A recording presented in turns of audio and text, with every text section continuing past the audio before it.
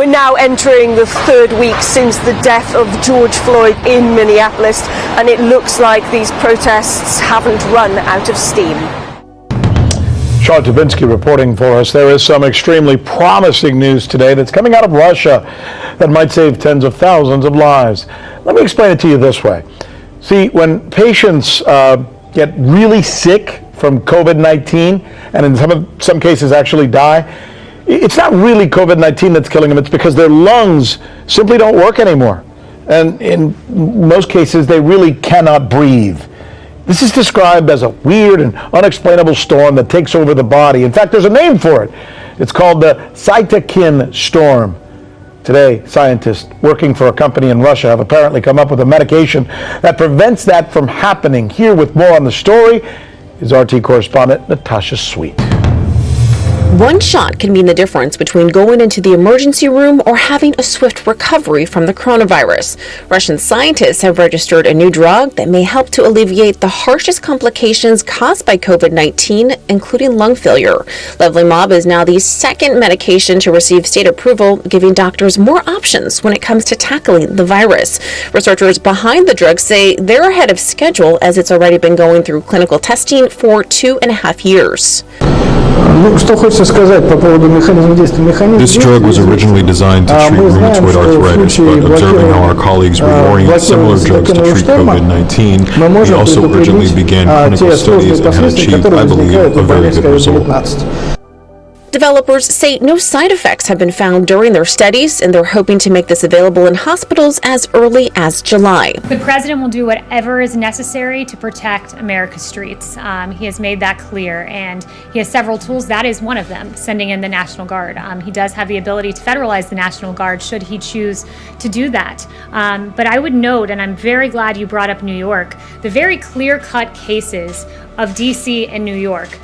D.C. was in chaos on Sunday night when you saw the burning of the church, when Mayor Bowser did not set the curfew, as she had it at 11 p.m. The president said this is unacceptable. He's always preferred devolving to the states. They have the police power. It's their responsibility to protect the streets. But when the president saw that on Sunday night, he took action immediately.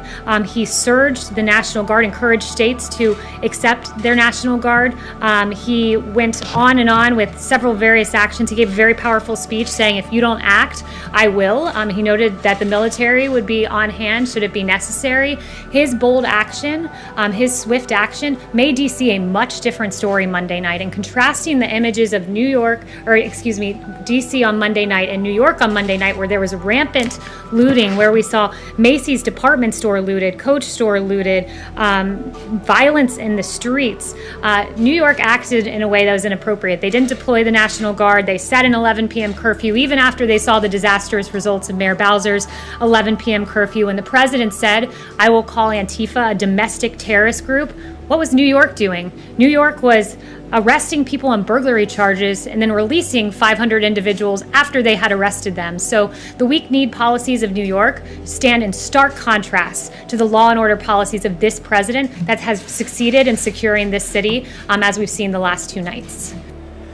And I'm going to take a little aside here for a moment with this story, because imagine for a moment, and this is a thought experiment, imagine you were one of these little organisms 2 billion years ago. You might be born, you live a couple weeks, you die, and you kind of feel like, well, nothing really changed. I mean, I had no purpose in this life. Like, the world I came to is exactly the same as the world that I left. But what you wouldn't have understood is that every breath that you took contributed to the possibility of countless lives after you, lives that you would never see, lives that we are all a part of today. And it's worth thinking that maybe the meaning of our lives are actually not even within the scope of our understanding, because it's true of every one of these organisms, and it may also be true of us. Last story of connection is the story of the mind. And this is not our minds are all connected in some psychic way or some scientifically unexplainable way. I'm going to explain the connection of the mind through the simple story of this instrument. This is a piano, and I have actually a good relationship with pianos. Thanks, Mom. She gave me piano lessons very early. I think you have to if you're Asian. But a beautiful thing about this instrument is it is so nuanced and so textured and so complex, and so much beauty can be created from it that people can make an entire career, they can make an entire lifetime out of playing this instrument. Professional musicians, concert pianists get to know this instrument deeply, intimately, and through it they're able to create with sound in a way that just dazzles us and challenges us and deepens us. But if you were to look into the mind of a concert pianist and you used all like the modern ways of imaging it, an interesting thing that you would see is how much of their brain is actually dedicated to this instrument. The ability to coordinate 10 fingers, the ability to work the pedal, the feeling of the sound, the understanding of music theory, all these things are represented as different patterns and structures in the brain.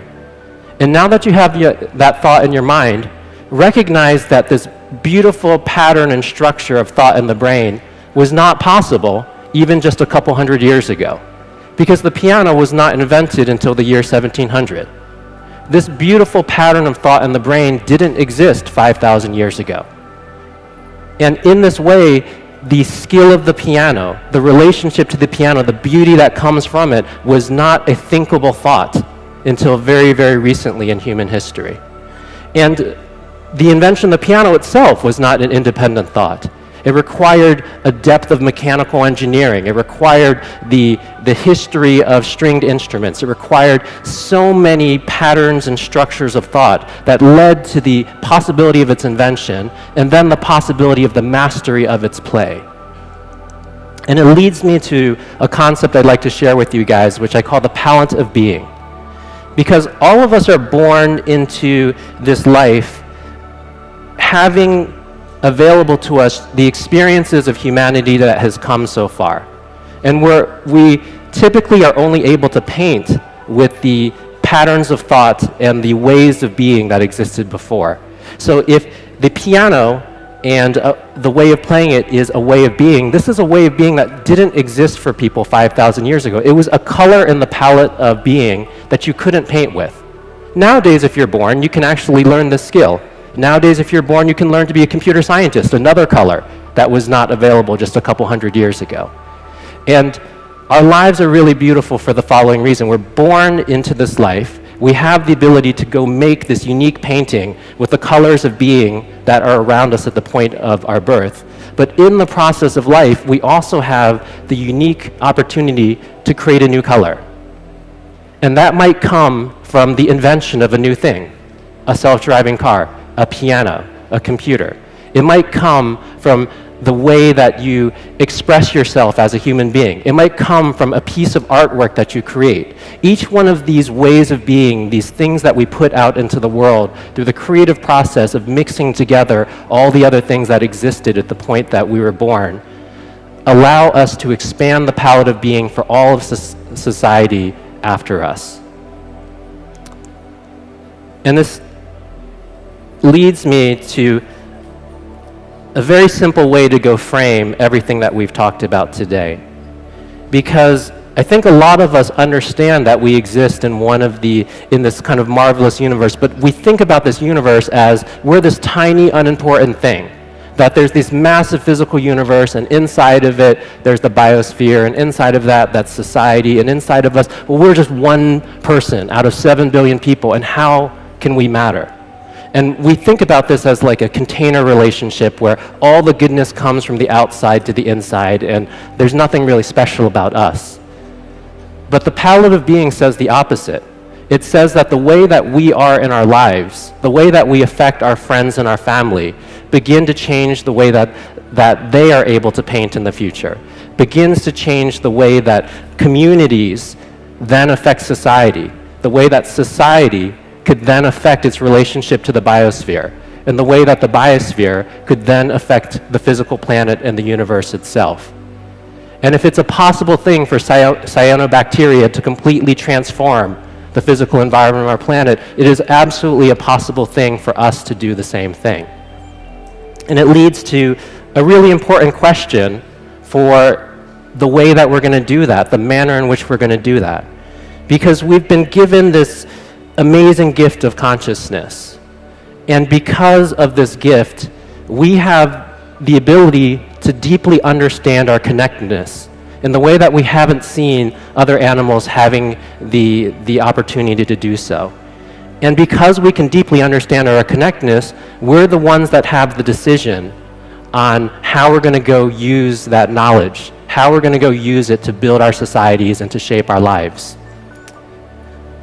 I think the reason that all the spiritual traditions have got this concept of we are all connected inside of it is because the societies that actually deeply adopt this idea are the ones that over time deepen their level of consideration, deepen their level of expression, deepen their level of understanding for each other.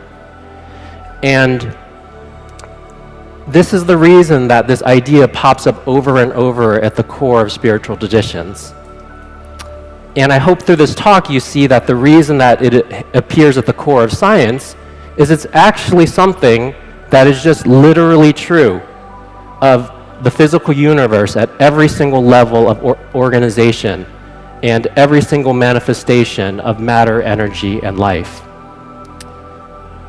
So I'd like us all to come together with this knowledge and understand through this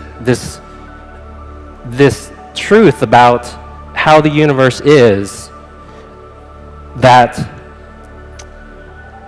because our hearts, our breath, and our mind are connected in this way, we need to challenge ourselves to understand what it means to live from this truth.